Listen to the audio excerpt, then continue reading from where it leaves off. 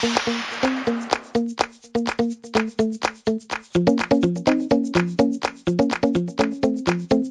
everybody. This is Ruben Mendive, and you're listening to La Lista podcast, the LatinX Writers Podcast. Today, I have a brand new writer for you, so we'll just get started. So I like to have my guests introduce themselves, a little bit about you, and also so the writers can get, or so the listeners can get a sense of your voice too, um, and also how you identify. So just for the general people at home. Okay. So I'm Estella Gabriel. I identify as heterosexual. I'm a woman, heterosexual. I always get tripped up on this question because this is like a new way of introducing yourself. I actually experienced this before, and some people say like she and her, right? Mm-hmm. So that would be, I guess. Yeah. It is a new way, and I'm also getting used to it. Just because you don't really ask yourself. But I like to, just in case, I want to make sure that I'm using the right pronouns. Absolutely. No, I love it. So I want to start all the way at the beginning. So my first question is always, where are you from? Yes, I am from Northern California. I'm from San Jose. I grew up. I was born there. My mom is from Juarez, Mexico. Came here in her mid to late 20s. I want to say mid 20s. I want to say. And my dad is American with like English Scottish descent. So. And do you know what sort of what your mom's story is, why she decided to move over here, and why, and where she decided to settle, and why? Yeah, she grew up in the Mexican border town of Juarez, and she had several siblings. And my tia moved here first. She was sort of the pioneer in the family. She was the first to move to California. We had a couple of uncles that went up to Wyoming, and they were herding cattle up and down to Texas and Wyoming. And so, yeah, I think my mom just was excited about the opportunities that are here as opposed to there. And yeah. And do you know about your grandparents or what their story was? I can't say that I know a lot about my grandparents in terms of, I just know that I loved them when I got to see them. Mm-hmm. They lived in Juarez and then in El Paso, Texas. And, I got to see them just here and there, and they were just really sweet and loving. And, so I don't know I know that they originally were from Cuchillo Parado, which was like a ranch, country-ish area. And then they moved to Juarez, I want to say when my mom was a little girl. I do know that my grandmother's grandfather fought in the Mexican Revolution, so that's really exciting and something that we're proud of. Yeah. And so what did your mom do for a living, Yeah, my mom was different things. So throughout different times in my life, she had different roles. One was a homemaker. She worked at McDonald's at one point. She worked at she cleaned houses, and now she is a caretaker. It's just part of her personality to just be a nurturer and carer, so it really fits. Mm-hmm. And so let's talk about growing up in San Jose. What was your home life like? What was your neighborhood, your school growing up? Ooh. Well, I was born in San Jose. We moved to Mountain View, which is now like the heart of Silicon Valley. San Jose is also, but I was there till about like the second grade, and then I moved back to San Jose, which was like a real introduction, but it was also exciting because I want to say I was in the third grade. It was exciting because my cousins all lived there. And so my tia, the one I was talking about, the pioneer, I grew up super close to my tia and all of these cousins. They were all older. And, I just wanted to spend the night at their house all the time. And we hung out all the time. And so yeah, I grew up, I want to say in the East Hills of San Jose. So it was, I want to say middle lower class. I don't know. Mm-hmm. I know it wasn't as rough as where my tia and my cousins grew up. But I mean, I definitely, it was still the hood in a sense, because I experienced a lot of stuff. I used to get in fights. Like, there was things seen that I probably shouldn't have seen. Stuff like that. So was there a big difference between, your life at home and then having to go to your tia's house? Was it something that you were conscious as a child? Well, I think that, at my tia's house, it was like, it was just me and my sister. And so my sister was 5 years younger, and, I grew up really close to her also. And I also do have an older sister, but I didn't technically meet her until I was like 5. And then she came to move to California. She's from Chicago. But at my tia's house, it was a big family. There were 5 of my cousins that she had. My tia was the homemaker, and my tío was a butcher. In fact, my tia became a citizen, but my tío never did. And it was really interesting because my uncle actually has a really interesting story. Just a really great, nurturing man. He's probably my second dad. And he never had a driver's license. And he just bussed everybody around. And, they raised these amazing kids. And when he retired as a butcher, he was making minimum wage, and he was able to, raise all these kids. They owned a home, in East San Jose, and they would sell at the flea market every weekend and make extra cash that way. And I would look forward to doing that. So I think, at my house is kind of boring. Like, I just wanted to go and be at my cousin's house and, live in that lively, vivacious house. Yeah. And so how would you compare, San Jose to then growing up and at San Jose now? Ooh, it's different for sure. Well, I just feel like back then it just felt like, the 80s, it was just like, it felt like there was just so much more freedom, and like, I don't know how to describe it, but now I would say, I always I think of Stranger Things, like, you get to ride your bike in the street. And I don't know if that's just San Jose or just our culture and how much it's changed because of, our phones and things like that. But, it was like, yeah, you went to your friend's house, and like, we always talk about how back then, like, we didn't have phones. We had obviously house phones, but, we had like star 69 to see who like up on you or whatever. But in two-way, like I'd sneak a phone in my room at night. And if you needed directions, you would literally call somebody up and be like, where, how do I get there? And you'd write it down, and they're like, pass, the third 7-Eleven. And then, it was that kind of like lifestyle, and it was fun. It was great. Like my teenage years, I had a great time. I was an extreme rebel and definitely got in a lot of trouble. But I think it's because I was an artist, and I didn't get to express myself because it wasn't cool to be an artist in the hood, So like, I just didn't know.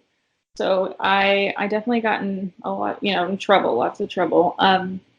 So going back to your question, it's now it's sort of the Silicon Valley. I would say it's less about it's more about the culture difference now in terms of, you know, how technology has changed our lives compared to, as opposed to like the difference in the city. But of course, it's changed over the years. Yeah.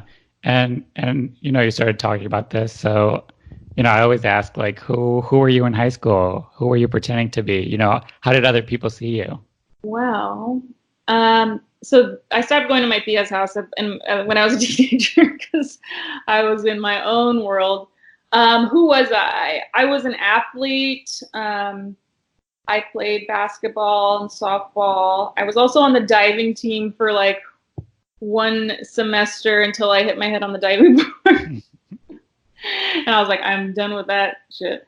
Um, and But who I was, I think like around 16, I really started to just rebel. So what I didn't mention is that I grew up a Mormon. My mom became a Mormon. She, you know, somebody knocked on her door when I was like 5 years old and converted her. And so I was, you know, raised really strict. And so by the time I was 16, I had decided that I'm done with that. And I just like I wanted to go hang out and have a good time, and that was probably my priority. And yeah, I just, you know, I got in a lot of trouble. How did people see me? Probably like a troublemaker, like a bad girl, a little bit.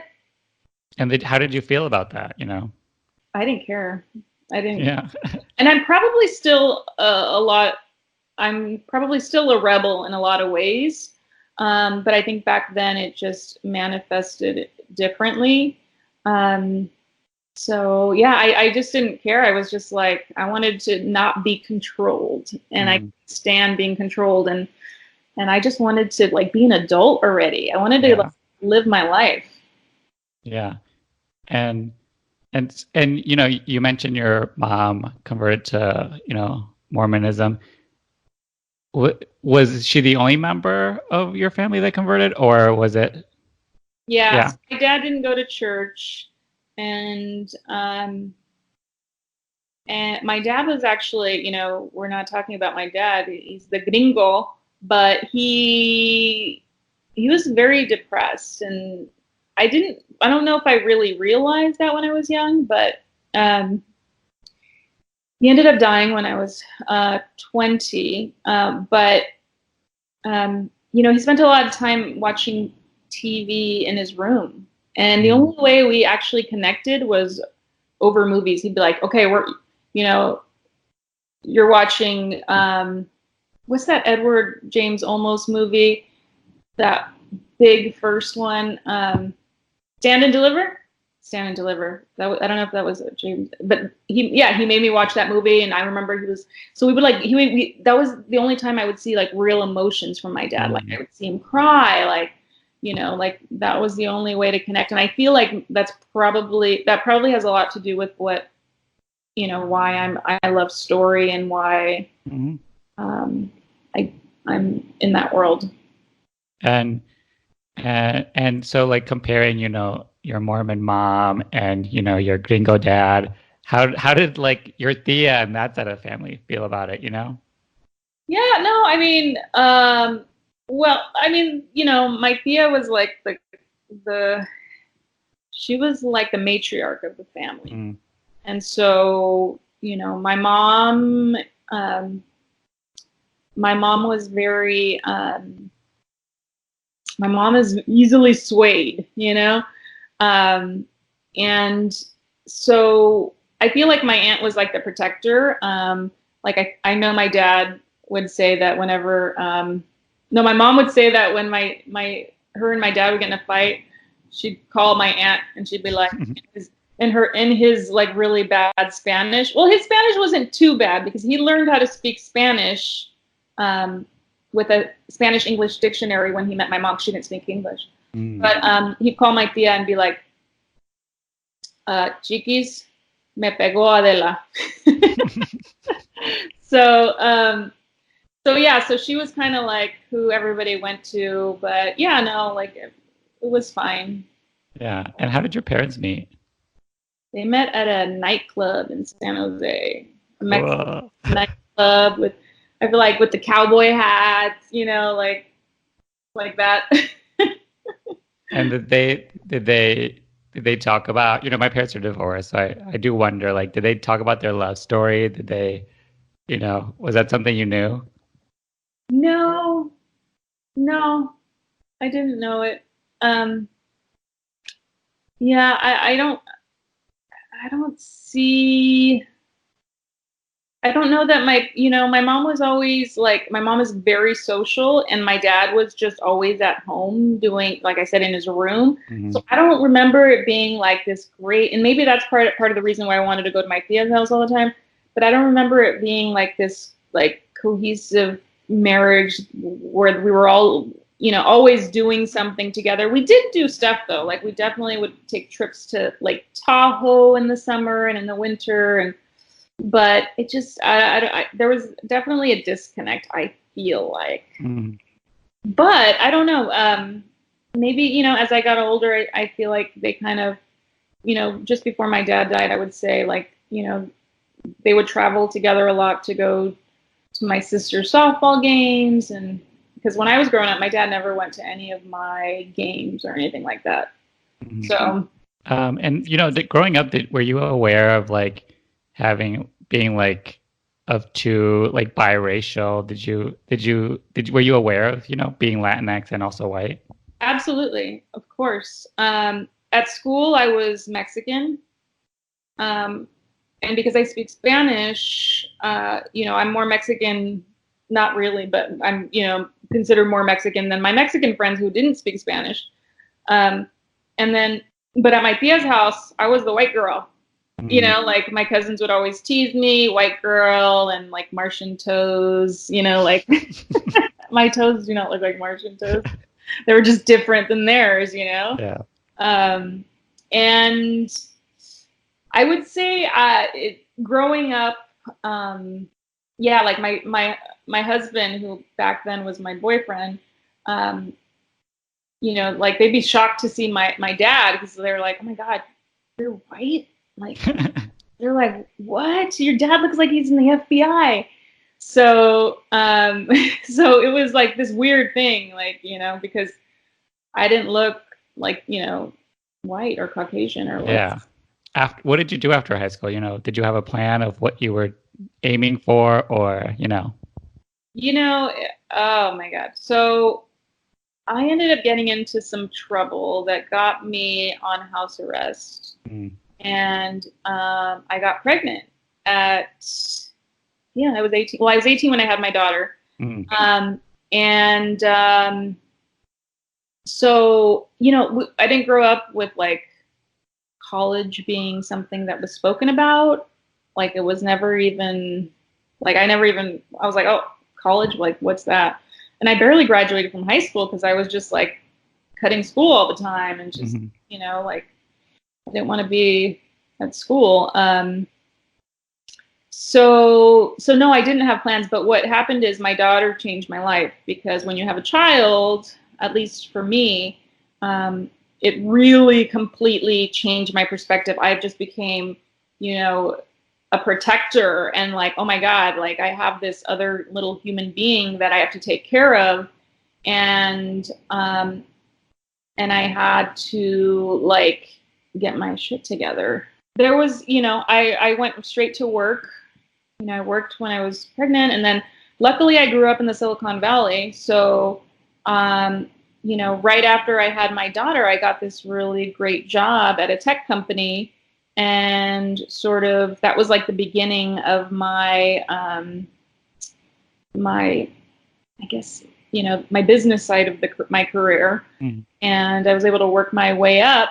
Um, I was making a lot of money by the time I was like 22, 23 years old, being a technical recruiter, um, recruiting engineers and, um, salespeople and product managers for companies like Cisco, which back then was huge, Hmm. other tech companies. So that was sort of my plan until I was miserable. I was like, this is not what I'm supposed to be doing. But, I was just getting my life together. My husband and I, we've been together for 23 years since back then, So we both when he had already had a daughter. So when we had my daughter, he definitely kicked into okay, we have to get our shit together. And I had, I definitely, was along for the ride, and I wouldn't say it was along for the ride. I definitely also was inspired to get my life together. And so we ended up buying a house not far from San Jose, about an hour outside of the Bay Area. And, but yeah, I was miserable at this job, and I couldn't stand it anymore. And I made myself get laid off.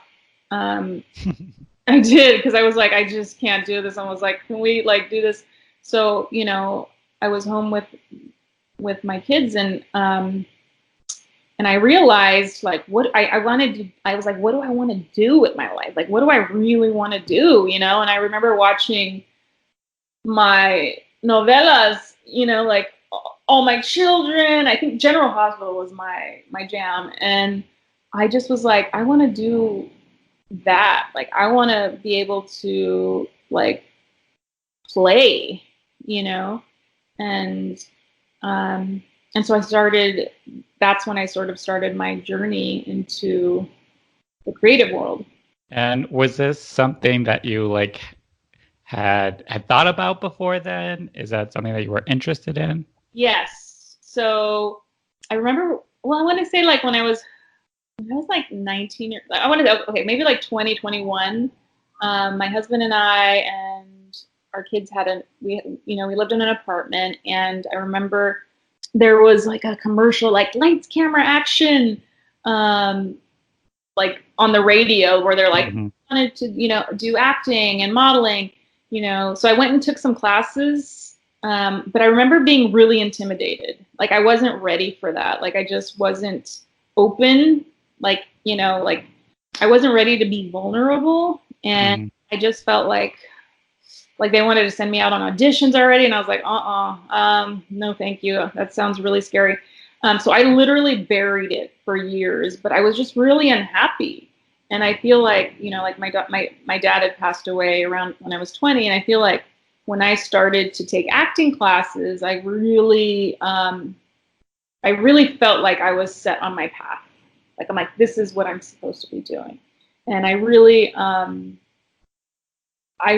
used it as a place to also work through my father's death. And it just really healed me. So you decided to do a career change. So what did that look like?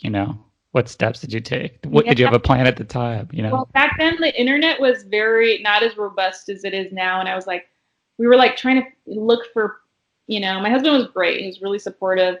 We were trying to find websites that could tell you what do you do to be an actor, because you don't know. Internet wasn't like that. We didn't have social media. We had no idea what to do. So I just was I found some website that said, just go start by taking classes. And so that's what I did. I went to the local college and just took drama classes, and I took a musical theater class. Oh my God, that was amazing. It was incredible. It was I got to sing on a stage with a piano, and oh my God, that was it brought me to life. And so then I moved on to an acting coach, and worked in a class setting as opposed to a college setting. And that was the first time I ever had straight A's, by the way. But anyway, so then I went to, I moved from that acting coach, and then I got into a Meisner class, and that was the game changer for me. I stayed in, this Meisner class in San Jose, and the acting teacher there is actually my best friend now. one of my best friends, and she just not only taught me about acting and taught us about acting, she just taught us about life. And, it was like it opened up this other side to me that I did not know was there. And like all of a sudden I felt things deeply. And I mean, I think I was always sensitive, but I was just like tough and I covered it up. But like I always tell people, once you get into class, or I used to tell people, I'm like, once you get in, like your life changes and it's never the same. So yeah, I did Meisner for 7 years, and then that's when I started to audition in. I used to come down to LA. Now I'm in LA and New York part time, and I would come down and audition, and then eventually segued into writing. And what prompted you to start writing? Yeah, so I had been coming down here a lot to audition, and I booked a couple of co-star roles. Like I had a really nice like 3-scene co-star role on Southland. That was a game changer because that really inspired me to write my first pilot. But before that, I had been writing this feature film, and the reason I started that was because I stopped auditioning. Like all of a sudden, they stopped coming, and I was like, oh my god, like this is really a bummer. And I just had this idea, and I had a lot of time, and I just started to write, and I wrote a feature film first. I got a hold of this writer who wrote like a film that became an Oscar-winning movie. I mean, he wrote a book that became an Oscar. Yeah. And he read my script, and he was really impressed, and he just like validated that this was part of my journey. And then I wrote my pilot, and then I wrote another pilot. I wrote 3 scripts, at least 3 first drafts in 1 year. Wow. And those are the 3 scripts that I'm still, I wouldn't say I'm still working it out there, but like I probably, my feature film I haven't really touched in a while. I did have a director who wanted to produce it, but we didn't agree on things. So, but yeah, those are my 3 main scripts that, I wrote those first drafts that first year. And then I probably spent 3 years just working on rewrites. And yeah, it was a really interesting time because I just remember being in these worlds in my imagination and not wanting to leave. But I always knew that like I need to get all this out now, and I need to roll with these really great scripts, and because I feel like I'm not going to be doing this forever. And so, and it was true. It was exactly that. It was that, like I ended up winning an award that was presented by Showtime at the Nantucket Film Festival. It flew me out, and it was a really incredible experience. But my pilot won the Showtime Tony Cox Award, and that was Americana, and then back then it was called ICE. And then my other script, Oro, which is based loosely on Joaquin Murrieta. He was a Mexican outlaw in the 1830s gold rush. So it's about the Mexicans' rise and fall through the gold rush, but with a female lead. And that one was placed like in the top 30 for the Austin Film Festival's AMC pilot category, and so it was sent to AMC. And but around 2015, right after I won that award, I remember getting introductions to agents, and it was like there was these doors kind of opening, but not quite opening. Mm-hmm. And I remember thinking, I don't want to be a writer in the writer's room. That's not why I started to write. And, I thought, well, I want to create my own I want to create my own shows that I can act in. Mm-hmm. I'm a writer actor. I started as an actor. Mm-hmm. I just happen to have a gift of writing. I believe that. And so I was like, I don't know. This doesn't fit. Like, it doesn't. Yeah. Like, I don't know that I want to be in the writer's room. So I was like, how can I produce a show myself? And I was like, I don't want to do a web series. I want it to be really high quality. And you can't really, and I did not mention my scripts had been pitched around, to studios. And back then it wasn't like they were looking for Latina female leads, and that's where all my scripts are. Yeah. And so they were like, these are really good, but I was like, yeah. So that's when I came up with my idea for my streaming platform, 10 Block. It started with the idea of like, wouldn't it be great to have a platform for creators to create in the 10-minute format? Because back then we were just on the cusp of like, people were starting to watch they were on their phones all the time. Smartphones were here to stay. And I was like, wouldn't it be great if we can produce high quality series in 10-minute format? And so it started with that, but I was like, oh my God, from a business perspective, my husband's an entrepreneur, and I've learned so much from him, and he builds software and apps. And so he's like, well, I can build it for you. And but we thought it's not scalable to just look for artists who want to just put their stuff on their platform. Like, it needs to be produced. So we started with the idea of taking movies and TV shows, well, actually just back then movies, and dividing them up into approximate 10-minute blocks, episode blocks. And so the idea was there for a little while, and then I really started working on it a couple of years ago. And now I've been so caught up in that world of business that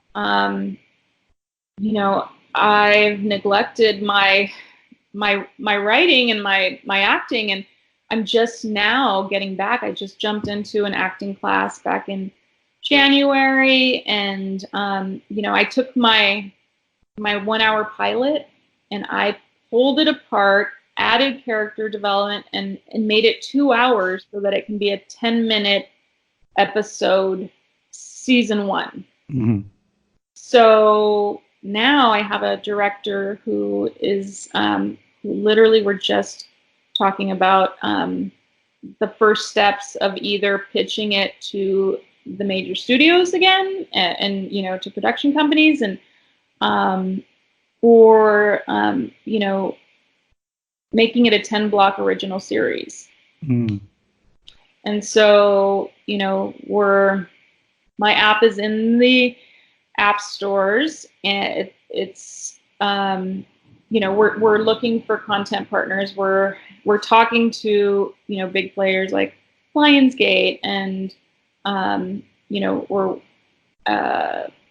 different companies about getting content on board and taking their content and making it into 10-minute blocks. And it's also in a social setting, so everyone has their own profile. You can write reviews on your favorite stuff. So it's funny because last night I had my acting class, and I just started working on my script on acting in acting class, just to start manifesting it, and it feels so good. It felt so good to be in it last night, and my coach was like, man, this is such a great script, and I'm so excited for you. And she's like, you are that character. It just feels so right now. Like it's finally time for it to move forward. Yeah. So I always ask people this, like, what motivated you to, like, what motivates your writing? What is the thing that are you always writing about the same sort of themes? What do you see things that keep coming up? Like, what are you trying to like manifest and put into your writing? It's really interesting because it has a lot to do with who I am and how I grew up. And every one of my characters, my lead characters, has that rebel side of them, Mm-hmm. but also has that strong sense of mission. So character-wise, I feel like I model the main character just naturally. I don't intend to. I just naturally do it like that, like me. Mm-hmm. And they're all in the sort of Mexican American like world. Gringas is my first script, and it's about a border patrol agent and an undocumented woman who who they essentially get stuck in the desert together, and their journey to sort of redemption and getting to know each other besides outside their prejudices, and eventually they grow to become sort of like a Thelma and Louise on the run, and such a fun script. And then the second, my pilot that won the award is about a border patrol agent who starts to smuggle undocumented Mexicans and Salvadorians, whoever is wanting to cross, Mm-hmm. to make extra money. And she eventually gets caught up and blackmailed into smuggling arms and other stuff. And meanwhile, she has a stepdaughter who she's raising on her own because her husband's in prison, and the stepdaughter is a singer, and gets caught up in the narco corrido world. And so that one is a really great one. That's the one I'm talking about that I'm just starting to work on again. Yeah, that sounds really good. I want to watch that. Yes, it is really good. The script is really good, and I'm excited for it. And then the third one again is it's also the Mexican sort of viewpoint of the gold rush and how they were treated and mistreated. How did you like even find out about that? Well, where I grew up is not far from where that gold rush was.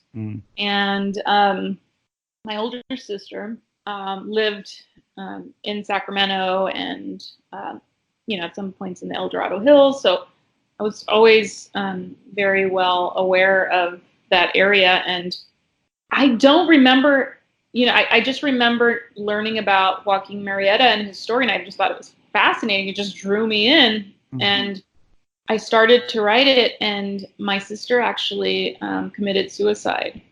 And the script, because of that and my grief, the script became very violent and very bloody. I remember someone who read it said that it had sort of a Walking Dead-ish. I mean, there's no zombies in it, but just all the gore of came through. And I think it was just my own rage and my own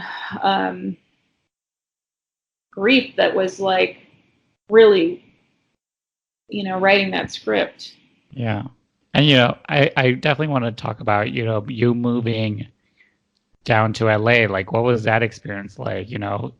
How would you, describe it, and what would you tell other people like that were that might be like similar to you at that time, like what to expect or what to do, what not to do?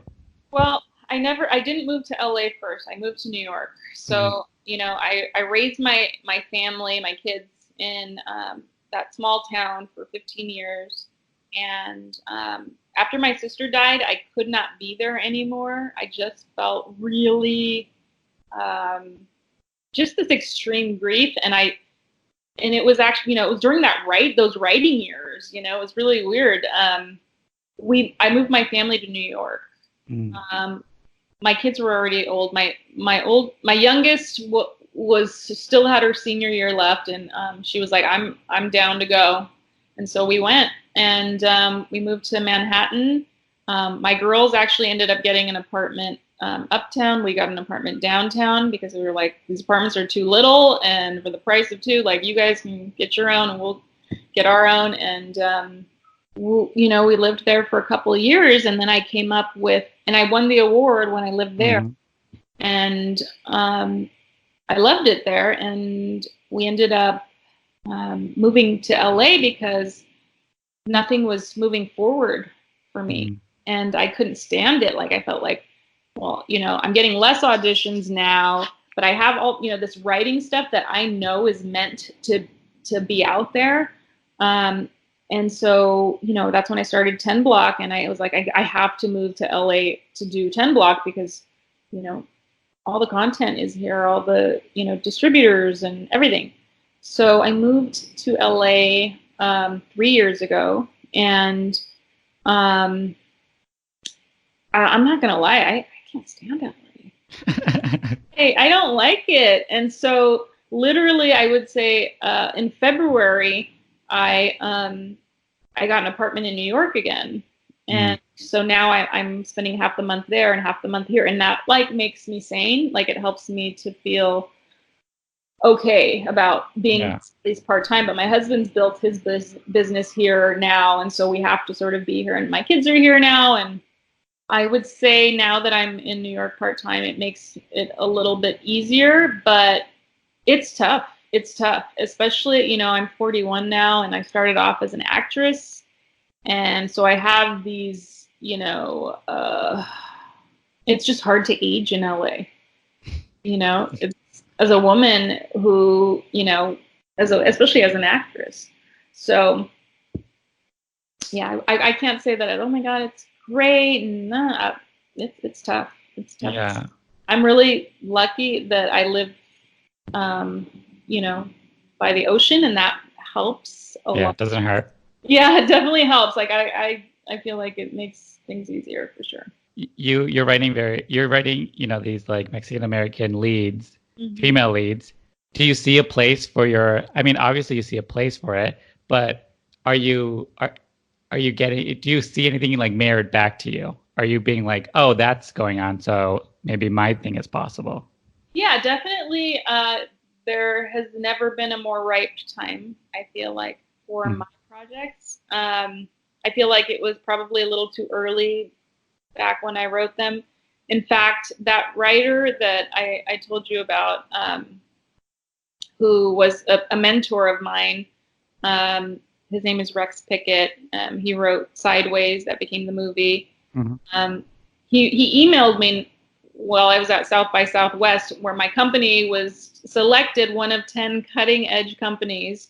mhm. I was there, and I was thinking while I was there, I'm meeting all of these people, these development executives, all of these producers, and I can't pitch my projects because my focus has to be on my business now. Yeah.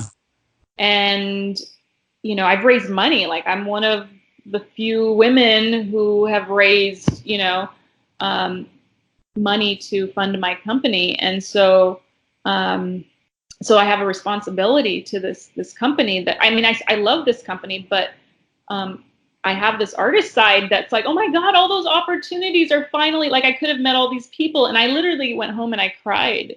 I went to my place in Austin where I was staying and I cried. And I was like, I told my husband on the phone, I said, I'm finally meeting all the people that I wish I could have met like 5 years ago or 3 years ago or whenever, when I was really deep into this this part of the world, and I can't even pitch it. And literally the next morning I got an email from Rex, who I hadn't heard from in 5 years, and he said, I just wanted you to know that your script was ahead of its time. I would cry right now.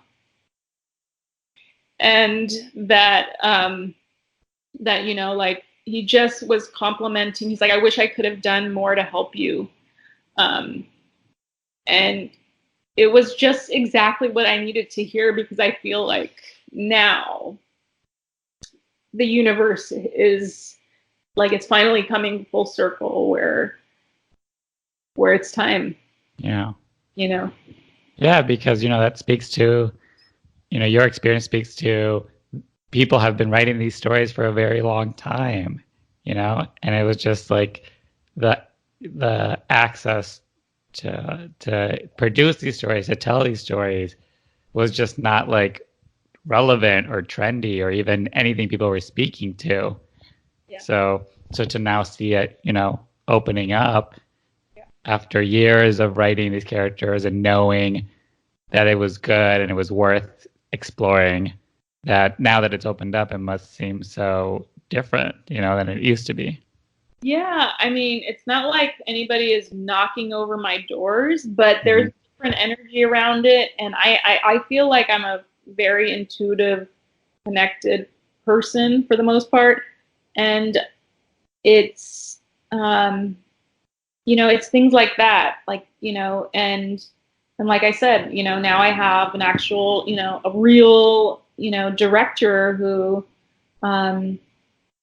just directed an Amazon / Pantaya series, who, we're working on pushing it forward and starting to pitch, to the studios. So we're just at the very beginning stages where we're redoing my Bible that I had.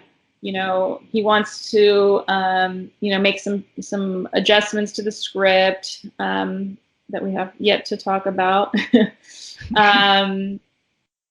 We're talking about like what talent we want to attach and all of that stuff. So yeah, it feels like really, really, really right. Because I knew I'm not, this company I'm building, I'm actually good at it business wise, but I know I'm not meant to do that forever. And,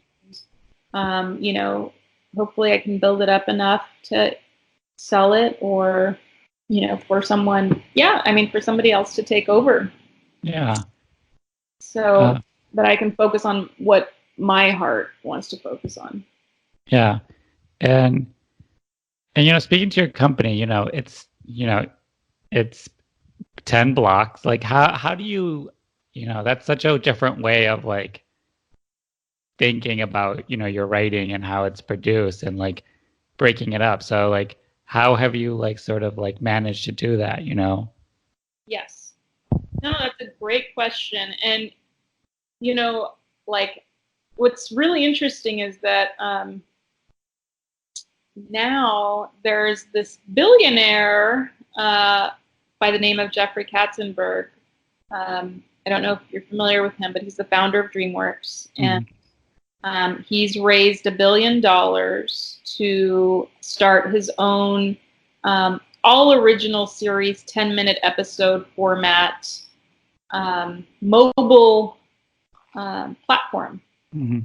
And so it's like similar to what I want to do, right? From what I hear, it's really interesting. He's taking movies and redeveloping them that way. But for me, I feel like I did this a couple years ago when I first came up with 10 Block to see, just because I needed to know that my script could do this. Yeah. So I took my, like I said, my pilot, and I made it into a season 1 of a 10-minute episode series. So it's about 2 hours long now. I don't like the idea of a beginning, middle, and end to every episode, especially in 10 minutes. I think it's why short films don't work. Short films are there to show the talent of the filmmaker. for them to show their work and the germ of the idea. But I don't think that, like, you know, it's why short films, like, people aren't knocking over doors to watch them. So I don't believe in beginning, middle, and end for short form content. I believe that you just need to find the natural story breaks. And I mean, it's a process, because you can't just take a pilot and then just break it up into 10-minute episodes, because 10, 20, 30, 40, 50, that's only 5 episodes, right? Yeah. You want at least 10. So, you know, it has to be a pilot in the first place. I don't believe you should take a movie, because a movie is meant to start and end. Where with a series, you know, I already know what's going to happen, like the evolution of my characters from season 1 to season 8, you know, or whatever, you know, the end is. And you have to know that to be able to create in that mindset, right? So, so for me, I just took my pilot, and it made a good season 1. It just was about adding more character development, because it was very action packed. I literally just went deeper into my main character's story and into her backstory, and added a lot of her backstory to it. Added a lot of, like, you know, how she's dealing with the fact that she's doing illegal stuff, and like how it's manifesting in her life, and how, you know, raising this rebellious daughter, you know, who's actually her stepdaughter, and dealing with her mom who comes in and out of her life, and how that really affects her and manifests in their relationship, you know? Yeah. So I just added that stuff, and it worked really well. So I do want to ask about, you know, writers that you admire, you know, either, you know, heroes of yours or people you see that are working, and who you want to shout out, you know, just so maybe people haven't heard of. Well, one of my mentors is Ligia Villalobos. I don't know if you're familiar with her, but she wrote La Misma Luna with Kate del Castillo. And I met her at Nalip several years ago, like I want to say in 2013. And I was deep in my script world, and I went to her workshop, and somehow like got a hold of her email address, and I asked her to lunch, and I treated her, and I was like, you know, I just let her know how much I admired her, because her La Misma Luna really inspired my first feature film, Gringas. It has a similar, I mean, they're both on the border, and it was like, I mean, I'm still in awe of her. Like, we're friends now. Like, we're definitely due for a catch up. But she's, you know, read my scripts and helped me, and she's, you know, she does a lot of consulting for the major studios, and she's, you know, she has her own projects that she pitches, but she's definitely somebody that I admire and that I'm really grateful for, who was willing to, you know, read my scripts, because that's, you know, it's tough to get people that are working in the industry to do that, and for free, and not want anything in return. And then on the other side of the coin, there's Tanya Basharati. She is she's a writer on Jesus, I'm not going to remember the show off the top of my head, but she does, I think, on Freeform. There's a show she's writing on. Tanya Benavides Bhattacharya. She actually has a company called Script Anatomy, and she consults.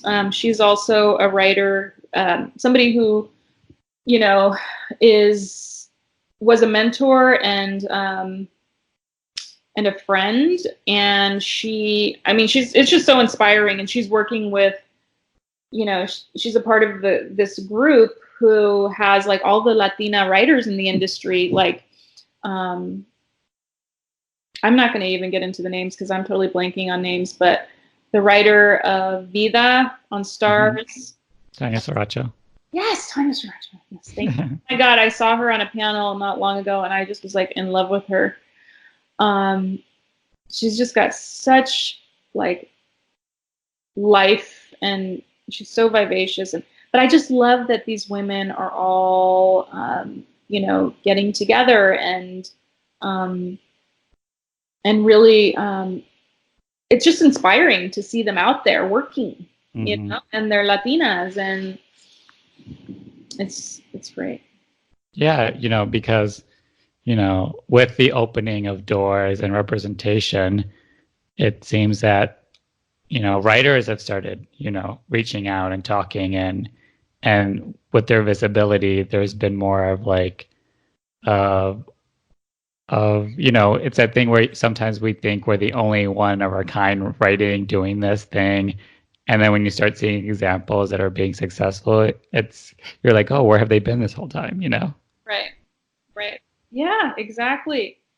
It's really nice to be finally just more connected. Even like, I have advisors on my advisory board for my company, former COO of DreamWorks, not Jeffrey Katzenberg, somebody who used to work with him. I have, the former head of home entertainment from Universal, people I meet with every, couple of weeks. And it's just finally nice and interesting to see, to meet people in the industry, like, that you have access to, because for so long I was like way far over there. It takes so long to build these relationships, and you unfortunately need them in order to get it into this world, so yeah, it's really nice to finally like be a little closer to people who have knowledge and connections and who are there to help you.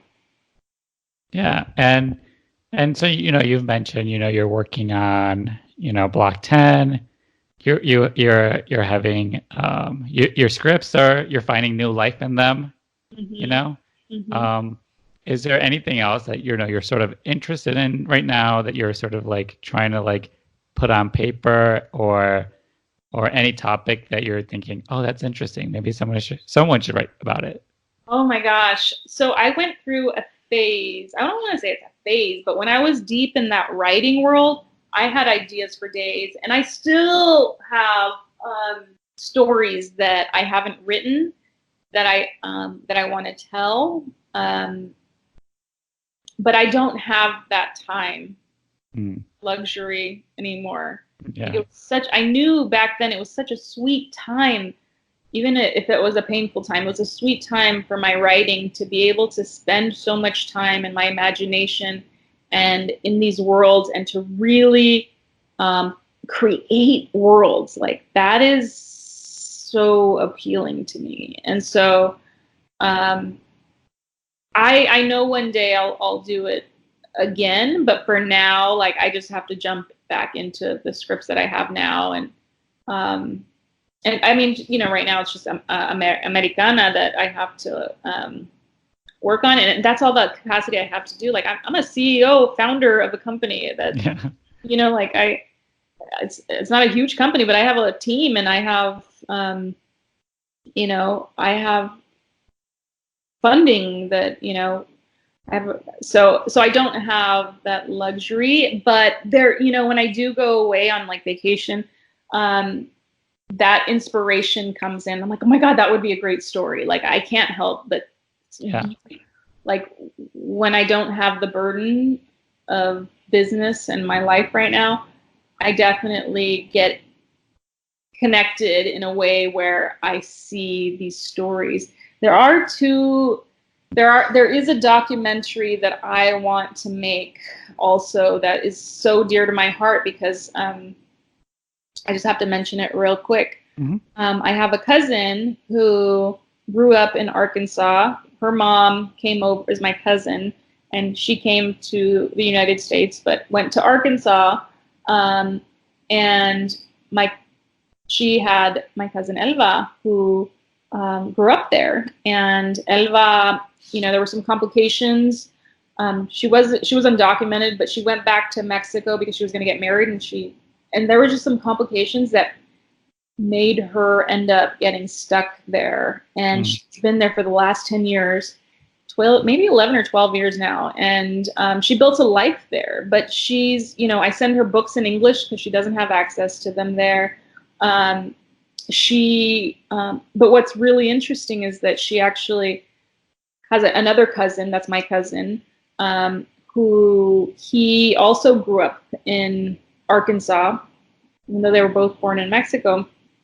And he went to prison for 10 years. And he got out, and they immediately deported him. So these are my two Mexican-American cousins who are living a new life in Juarez, in a place that they don't see as home, and with the people who, amazing people, but who don't see them as real, Mexicans. And it's just so, it's been can somebody please work on this? I don't have capacity to do it all. Yeah. But it's such an important story that I feel like, needs to be told. Yeah, because, you've experienced this. People think you're too white. People think you're too Mexican or not Mexican enough. And it is interesting to have these cousins of yours, we're living in America, very Americanized, and then to be now in their home country, and not fit in there. You're right, that's a story that no one is talking about. Who's talking about the people that are in Mexico now and aren't seen as Mexican by the locals, and they literally have no option. And not only are they not seen that way, but they're having to adjust to a country that they didn't really grow up in, and a culture they didn't grow. I mean, they went to prom and stuff. They grew up the way we did, and so I can't imagine how hard that must be. She just saw her mom for the first time in 10 years because her mom got her residency here finally, was able to get that, and that to me was I was a relief, because I'm the phone and FaceTime is but to be able to hug your mom after 10 years is so special. Yeah, and you do hear these things, you hear it on the news constantly, it's especially with, the people on DACA. We're gonna deport these people to a place they've never known. They've called America home the whole time, but what is the human face behind that story? How are those people humanized? That's right. Yes. Right. So yeah, that is an important story. And I'm sure, I would hope that somebody is writing it, because writers are everywhere. They're of every experience and life. So, but yeah, you're right. That is a fascinating story that no one's, people talk about it, but no one's, we can't put a face to it. Yeah. So I did want people to know where to find you, if they're interested in your company, if they're interested in you and they want to collaborate, where can they find you? So my Instagram, which I'm pretty active on, is Estella Gabriel, ESTELLA GABRIEL. You can reach out to me there. And so, sort of to wrap up the podcast, I always ask people to title their episode. So the prompt is a blank Latinx writer.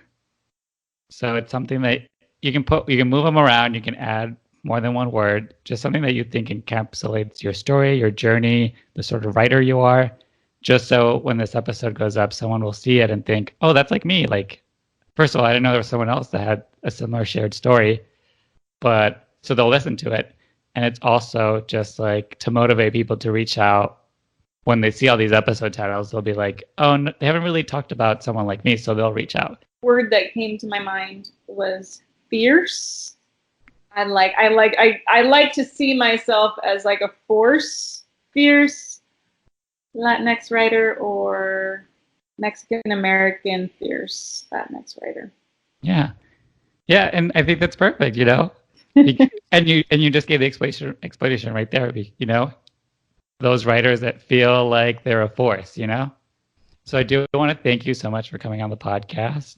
This was a good conversation. I love hearing about new writers and everything they're working on, and running companies, and also try to write, and then have an actress past. We all have unique stories. Everybody has a story to tell. So I want to thank you for coming on. Thank you so much for having me. I really enjoyed it. And yeah, thank you. All right. So I'll see you guys next week with a new episode of La Lista with a brand new writer. Bye.